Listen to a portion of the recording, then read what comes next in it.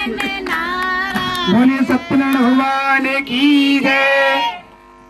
अथ चतुर्थोस्तुभा सूतवाद यात्रां तो कृतवान् साधुर्मंगलान् पुरुषां ब्राह्मणेभ्यो धनं दत्त्वा ददातो नगरं यौ किंचित् दूरगतः साधु सत्यनारायणं कृतवान् साधु किमस्ति तव न सुतं ततो महाजनो मत्तो हेला च प्रस्तुतै कथं पृच्छुसुभो दण्डिन् मुद्रां नेतुं किमच्छसि तल्लता पत्रादिकं देवे वर्तते तृणं मम निष्ठुरं वचा श्रुत्वा सत्यं ब्रवीमि भूतते वचा।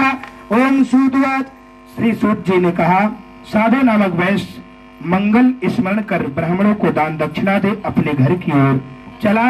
अभी कुछ ही दूर ही साधु चला था कि भगवान सत्यनारायण ने साधु वैश्य की मनोवृत्ति जानने के उद्देश्य से दंडी का वेश धारण कर वैश्य से प्रश्न किया, उसकी नाव में क्या है।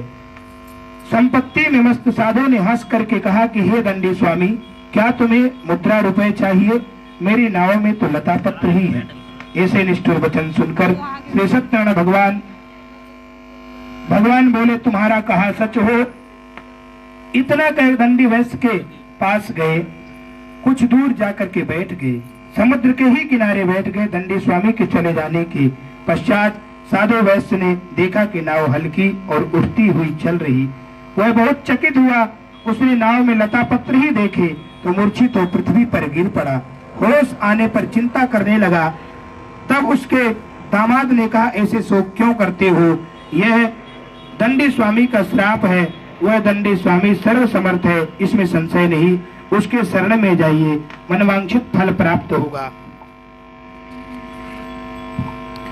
दामाद का कहना मान वैश्य दंडी स्वामी के पास गए। दंडी स्वामी को प्रणाम कर सादर बोला, जो कुछ मैंने आपसे कहा था उसे क्षमा कर दें। बार बार नमन कर महाशोक करने लगा। वैश्य को रोते देख दंडी स्वामी ने कहा, मत रो, सुनो, तुम मेरी पूजा को भूलते हो। हे कुबुद्धि वाले, मेरी आज्ञा से तुम्हें बार बार दुख हुआ। वैश्य स्तुति करने लगा। साधु बोला, प्रभु, आपकी माया से ब्रह्मादि भी मोहित हुए हैं, वो भी आपके अद्भुत रूप गुणों को नहीं जानते। हे प्रभु, मुझ पर प्रसन्न हो। माया से भ्रमित मूढ़ आपको कैसे पहचान सकता है? कृपया प्रसन्न हो, मैं अपनी सामर्थ्य से आपका पूजन करूंगा। धन जैसा पहले था वैसा कर दे, मैं आपके शरण में हूँ, रक्षा कीजिए। भक्ति युक्त वाक्यों को सुन भगवान संतुष्ट हुए।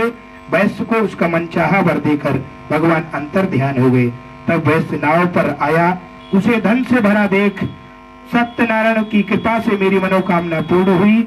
यह कहकर साधु वैश्य ने अपने सभी साथियों के साथ सत्यनारायण भगवान की विधि पूर्वक पूजा की। भगवान सत्यदेव की कृपा प्राप्त कर साधु प्रसन्न हुआ।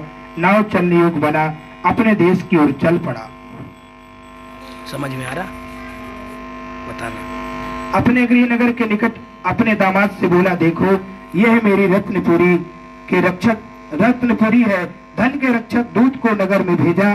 दूत नगर में साधु वैश्य की स्त्री से हाथ जोड़ करके उचित वाक्य बोले। उचित वाक्य बोल करके वैश्य दामाद के साथ बहुत सा धन से संगी साथी के साथ नगर के निकट आ गए हैं। दूत के वचन सुन सती स्त्री बहुत प्रसन्न हुई। भगवान सत्यनारायण की पूजा पूर्ण कर अपनी बेटी से बोली, मैं साधु के दर्शन के लिए चलती हूँ, तुम जल्दी आना। अपनी माँ के वचन सुन पुत्री ने भी व्रत को समाप्त माना और उसने प्रसाद लेना छोड़ अपने पति के दर्शन के लिए चल पड़ी। सत्यनारायण इससे रुष्ट हो गए और उसके पति तथा धन से लदी नाव को जल में डुबा दिया।